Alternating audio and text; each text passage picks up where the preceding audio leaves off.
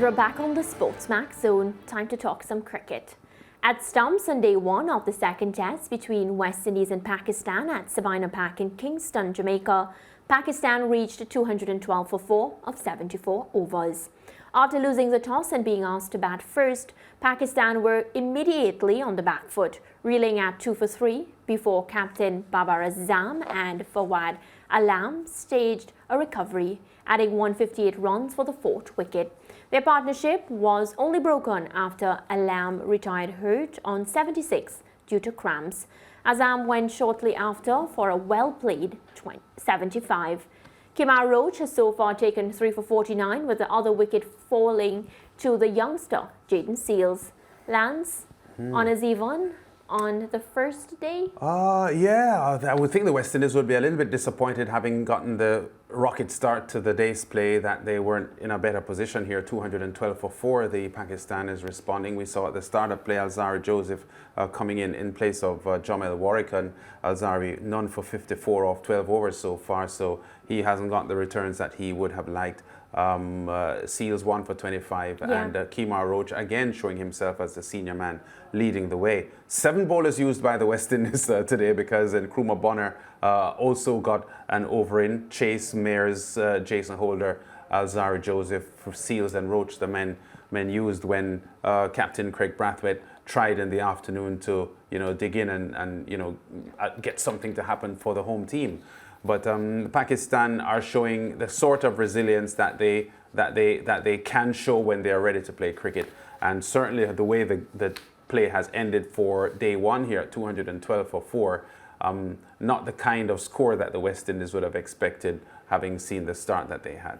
Definitely. And when you look at the bowling lineup, do you have any reservations? Do you think they made the right pick? A lot of people feel as if at first they were saying spin wasn't working on the wicket. Now today I heard criticisms that maybe there weren't enough use of the spinners. Yeah, well, I think what happened was that there wasn't, certainly in assessment or analysing the pitch conditions, that there was deemed to be much of a difference from this second test pitch to the one in the first.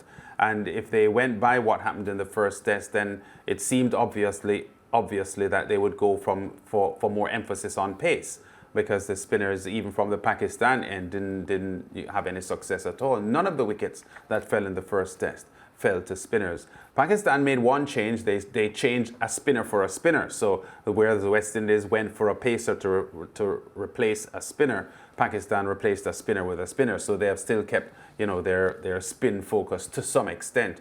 But I don't want to criticize the decision for bringing Alzari Joseph in, because based on the pitch conditions, it seemed reasonable to think that the conditions were similar to the first test, and if that's so, it spelt sense to bolster your fast bowling attack, which they did. Yeah, and Lance, of course, right now Pakistan, they're 212 for 4. Are you concerned that too much runs will be on the board, especially because we have spoken about this time after time, the batting problem, the batting inconsistency that our Windies batsmen have shown? What would be a total that you feel we can chase?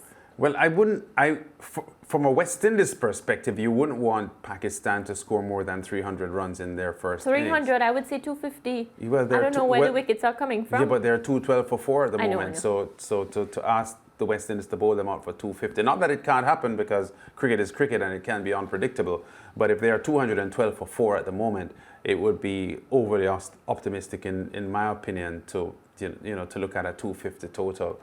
So maybe 300 or so. But the key for the West Indies is that whatever the Pakistanis put on the board for the first innings, the West Indies, when they go to bat, they need to be patient, and they need to apply themselves. They need to apply themselves and bat steadily to ensure that Pakistan don't take a grip on the game, because all the West Indies need to do in this test match is to avoid defeat, and they will win the series. Yeah. The worst thing that can happen for them here is they collapse when they start batting, suffer a loss, and then end up having to draw a series which they were in a position to win. Yeah, and what I've noticed is once the top order fails, yes, there are those rare occasions where, the tail end, they come in and they do what they have to do. But most times, once our momentum from the top is broken, it follows right throughout the innings. And Lance, today we saw Joshua De Silva, of course, taken off the field because of a dehydration issue. How concerned are you about that? You have to be concerned.